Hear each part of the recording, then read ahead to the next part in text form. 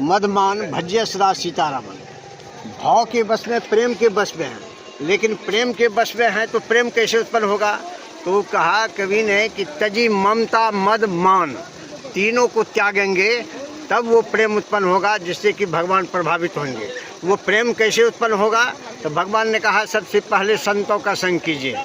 संत प्रेम स्वरूप हैं, और प्रेम स्वरूप इसलिए हैं कि भगवान का स्वरूप ही प्रेम है, तो उनको उनसे तदाकारता स्थापित होने के कारण संत भी प्रेम स्वरूप हो गए। इसलिए प्रेम स्वरूपी जो संत हैं उनके जब दर्शन स्पर्शन समागम और सद्ज्ञान करेंगे तो अंदर में प्रेम उत्पन्न होगा। और दूसरी भक्ति में भगवान ने कहा कि मेरी कथा की चर्चा में प्रेम कीजिए, मैंने अनुराग कीजिए। और उस कथा में ये रहस्य रहता है कि जब कथा को सुनेंगे तो भगवान से मिलने की इच्छा होगी, प्रबल इच्छा होगी, भगवान को जानने की इच्छा होगी, और भक्ति में सहायता मिलेगी, प्रेरणा मिलेगी। तीसरी भक्ति में भगवान ने कहा गुरुपद पंकज सेवा।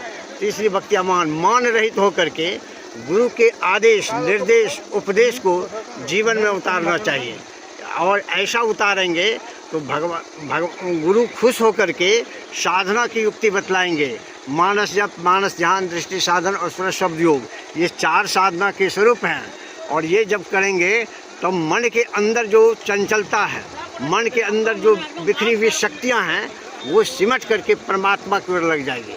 अर्थात मन का काम जो संकल्प विकल्प करना है वो संकल्प विकल्प समाप्त हो जाएगा, मन में स्थिरता आ जाएगी, बुद्धि में विवेक जग जाएगा। और वो विवेक जगेगा जिसके विषय में कहा गया हो विवेक मोह ब्रह्म भागा, तब रघुनाथ चरण अनुरागा, वो विवेक होगा।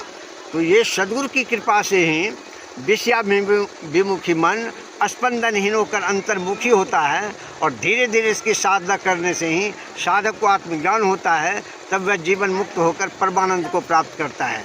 दुर्लभो विषय त्यागो दुर्लभम तत्व दर्शनम, दुर्लभा सहजावस्था सद्गुरु करुणाम बिना। विषय त्याग दुर्लभ है, परम तत्व का दर्शन मतलब परमपिता परमेश्वर का दर्शन दुर्लभ है, सहज समाधि की अवस्था दुर्लभ है। लेकिन कब तक? जब तक कि संत सद्गुरु की कृपा न हो जाए। उनकी कृपा जब होगी तो सब सुलभ हो जाएगा। चौथी भक्ति में भगवान ने कहा, चौथी भक्ति मम गुणगान करे कपट गान, कपट रहित होकर के मेरे गुणों का गान करो। इसलिए कि भगवान का गुणगान जब करते हैं तो भगवान के प्रति श्रद्धा उत्पन्न होता है, प्रेम उत्पन्न होता है, और जब प्रेम उत्पन्न होता है भक्ति में मजबूती आती है। और 5वीं भक्ति में कहा मंत्र जाप मम दृढ़ विश्वासा, पंचम भजन सो वेद प्रकाशा। गुरु जिस मंत्र को बतलाए हैं जपने के लिए उस मंत्र में दृढ़ विश्वास होना चाहिए, और जिस इष्ट का मंत्र जप कर रहे हैं उनमें भी दृढ़ विश्वास होना चाहिए, और तब जाकर के वो फल मिलेगा। 6ठी भक्ति में उन्होंने कहा कि छठ दमशील विरति बहुकर्मा, संसार के जितने कर्म कांडात्मक कर्म हैं वो स्वर्ग ले जाता है, लेकिन ये उपासना कांड ये ले जाता है मोक्ष में। तो भगवान कहते हैं विरति बहुकर्मा, अनेक प्रकार के जो निषिद्ध कर्म हैं, चोरी नशा हिंसा व्यभिचार झूठ छल कपट, उसको त्याग करके तब भगवान कहते हैं कि इंद्रियों को दमन करने का अभ्यास करना चाहिए। इंद्रियों को दमन करना मतलब 14 इंद्रियां हैं इस शरीर में, 5 कर्म इंद्रियाँ, 5 ज्ञान इंद्रियाँ, 4 अंतःकरण इंद्रियाँ। मन बुद्धि चित्त ये जो है हाथ पैर मुंह गुदा और लिंग, ये 5 कर्म इंद्रियाँ हैं। आँख कान नाक जीभ और त्वचा, ये 5 ज्ञान इंद्रियाँ हैं। मन बुद्धि चित्त और अहंकार, ये 4 अंतःकरण इंद्रियाँ हैं। और इंद्रियों के द्वारा भगवान प्राप्त नहीं होते हैं। इंद्रियों के द्वारा जो हम प्राप्त करते हैं भगवान की माया को प्राप्त करते हैं, लेकिन मायापति को प्राप्त नहीं करते हैं।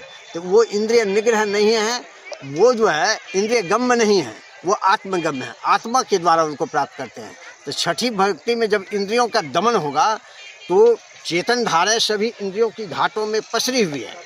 जब दोनों दृष्टि की धारें एक बिंदु पर मिलेगी तो सभी इंद्रियों की घाटों से चेतन की धारें जाकर वहाँ पर सिमट जाएगी बिंदु पर, और जब तब इंद्रिय निष्क्रिय हो जाएगा, इंद्रियों के द्वारा कोई बुरा कर्म नहीं होगा। इंद्रियों का दमन हो गया वहीं पर, लेकिन मन का थोड़ा दमन में बाकी रह जाता है। इसलिए उसके लिए 7वीं भक्ति है समता प्राप्त करनी, यानी सम की साधना।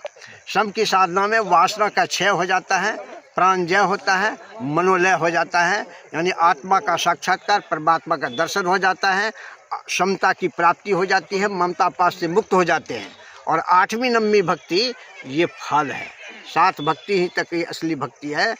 और छठी और सातवीं बड़े प्रथम से लेके 5 तक स्थूल भक्ति है, और छठी और सातवीं सूक्ष्म भक्ति है, 8वीं 9वीं जो है वो फल है।